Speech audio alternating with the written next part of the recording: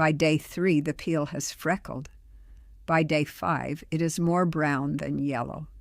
By day 7, you are peeling off the good half and dropping the rest, $1.50 a banana, into the trash. Some of you tried the fridge next. The peel turned black by that same afternoon. Not slower, faster. Here is what nobody ever told you.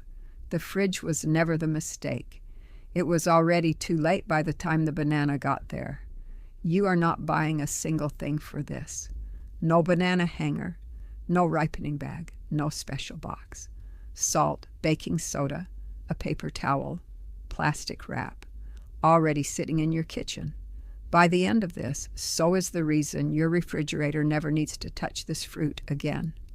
My name is Maya Sato, and my refrigerator is about half the size of yours, which means my counter does most of the work. I grew up watching a grandmother who could not stand to see fruit go to waste, and 50 years later, neither can I. Here is the whole system: the rinse that strips the ripening chemical off the peel, the soak that lifts what is left behind, the stem wrap that traps the real damage, and the one habit almost everybody gets backwards. Do it once, and you go from buying bananas twice a week to once every 10 days. Let me start with what almost everyone gets wrong: the cold. Below 50 degrees Fahrenheit, an enzyme in the peel flips on hard and speeds the browning up instead of slowing it down. That is why the fridge backfires every time. So here is the first real step, before the bananas even touch the counter. 2 teaspoons of salt, dissolved into about 8 cups of water in the sink. Every banana gets a gentle wash in that water, skin and all. And then the stems, just the stems, go back in on their own for 90 seconds. That is where the ripening spray sits heaviest, right at the crown.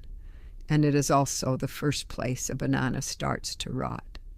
Skip the stems and you have washed the wrong half of the fruit. Done right, this one step alone buys you 5 to 7 extra days before anything starts to turn.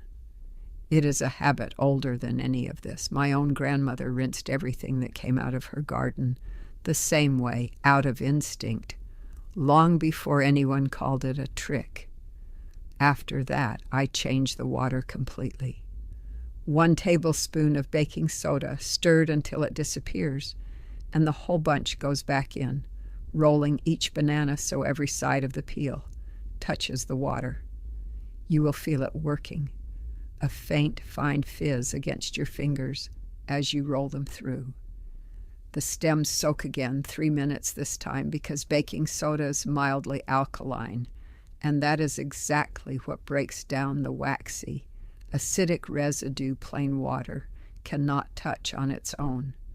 You are not scrubbing anything off. You are dissolving it. Then dry, properly dry, not a quick pass. Paper towel all the way around the peel, and especially into the crown of the stem, until there is no dampness left at all. Leave any moisture behind there, and mold has exactly what it needs. A banana left even slightly wet at the stem can start to spot within 2 days. Start to finish, the wash, the soak, the dry, you are looking at well under 10 minutes of actual work. With a clean knife, trim away any part of the stem that is already dark or soft. Even a small bruised patch there will spread to the whole bunch within a day, because that is the weak point every banana rots from first. Now the part that matters most. Wrap the stem, just the stem, tightly, in plastic wrap. 3 or 4 layers is enough, and it should feel snug against the stem, like sealing a jar, not loose like a sandwich bag. Bananas give off ethylene gas as they ripen, and almost all of it escapes right there at the cut. Seal that one spot, and you have shut off most of the ripening signal for the entire bunch. If you are eating them one at a time, Cut just above the next stem and wrap that fresh cut the same way, tight, before it ever sees air. Now here is the part that surprises everyone. The part my own daughter did not believe until she tried it herself in her small kitchen in Tokyo. It has nothing to do with rinsing or wrapping. It is about where these bananas sleep at night. So no, these bananas never go in my refrigerator, not once, not even the overripe ones. Room temperature, out of direct sun, that is the whole rule. And now you know exactly why. Do all 4 steps together, and the peel holds a clean, matte yellow for days past when it would normally have started to spot and dull. Where you set them down after that matters almost as much as the wrap. Never stacked, never resting flat against the counter. A banana bruises anywhere it touches something hard for hours at a time. The best position is hanging, stem up, nothing else touching the fruit at all. You do not need the little banana hook they sell by the checkout for $12. A coat hook by the pantry door does the identical job, because what that gadget is really selling you is not freshness. Freshness is free. It is convenience wrapped in plastic, and that is the whole business model. If you cannot hang them, lay them curved side up, the way they grew on the tree, so the weight rests on the flattest part of the peel instead of bruising the curve. So if a few of them have already gone soft and spotted by the time you get to this point, do not throw them out. That is exactly where they turn into something better. Peel 4 ripe bananas into a bowl and mash them with a fork until mostly smooth. A few small lumps are fine. Crack in 2 eggs. Add 3½ tablespoons, about 50 grams, of melted unsalted butter, and stir until it is one smooth, slightly warm batter. In a second bowl, mix 1½ cups of flour, 1 teaspoon of baking soda, 1 teaspoon of baking powder, and 1/4 teaspoon of salt. Fold the dry into the wet just until it comes together. A few streaks of flour left in the bowl is better than overmixing. Grease a loaf pan with a thin coat of butter. Pour in the batter. Lay a few banana slices across the top if you want it to look nice, and cover the pan tightly with foil. Bake at 350 degrees for 35 minutes until a toothpick from the center comes out clean. What was headed for the compost bin last week becomes the best thing on your counter this one.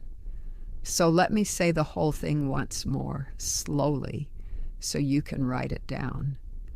2 teaspoons of salt in about 8 cups of water. Wash the banana, then soak just the stems for 90 seconds. Fresh water, 1 tablespoon of baking soda. Roll the bananas through it, and soak the stems again for 3 minutes. Dry completely with a paper towel, especially at the stem.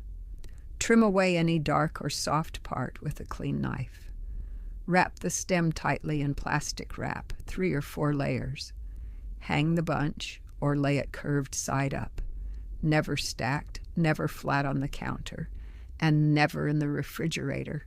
And if a few get away from you, 4 bananas, 2 eggs, 3½ tablespoons of melted butter, 1½ cups of flour, a teaspoon each of baking soda and baking powder, 1/4 teaspoon of salt, 35 minutes at 350 degrees, covered in foil. That loaf keeps 3 days on the counter or 3 months in the freezer.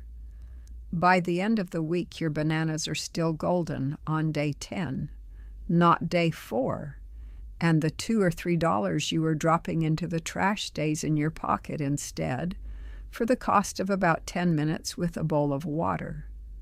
Now tell me yours. Every kitchen has one trick. Nobody ever taught you. Write it below and tell me where you are watching from. I read every one.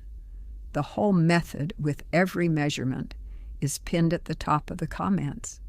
Next time, an egg, a cup of cold water, and the one thing about your stove you have been paying for without ever knowing it. Until next time, waste nothing and take care of your kitchen, and it will feed you well. Salt rinse, baking soda soak, dry, trim, wrap the stem, never the refrigerator. That is the whole thing in one sentence.